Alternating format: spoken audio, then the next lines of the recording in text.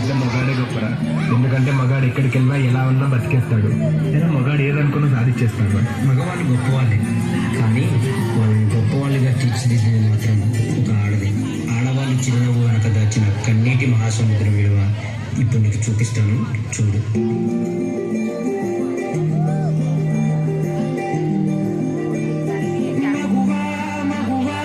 లోకానికి తెలుసా నీ విలువా, మగువా మగువా నీ సహనానికి సరిహద్దులు కలవా,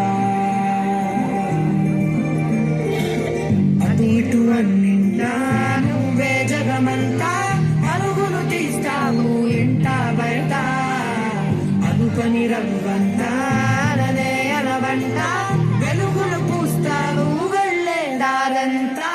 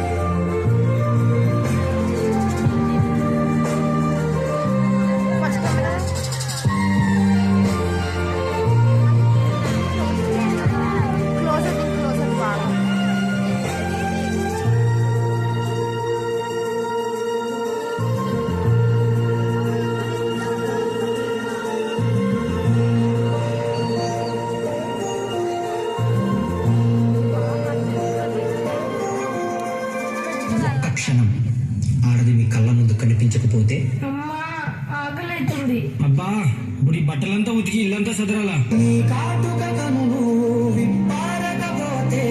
ఈ భూమికి తలవారదుగా.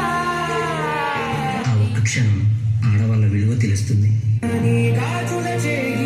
కదలాడకపోతే మనుగడను సాగదుగా, ప్రతి వంశలోని ప్రేమగా అల్లుకున్న బంధమా, అంతులేని నీశమా అంచనాల కంగుమా, ఆలయాలు కోరని ఆదిశక్తి రూపమా.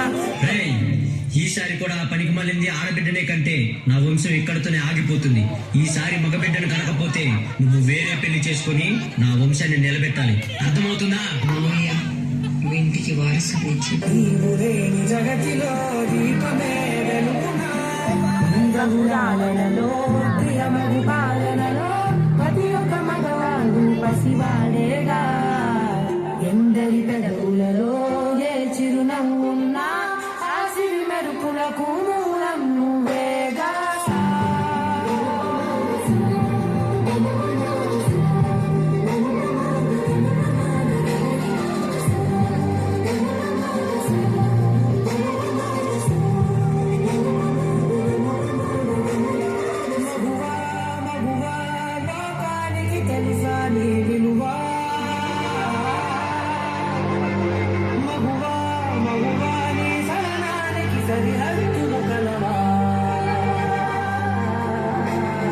స్త్రీ తను మరో జన్మెత్తి మనకు జన్మనిస్తుంది.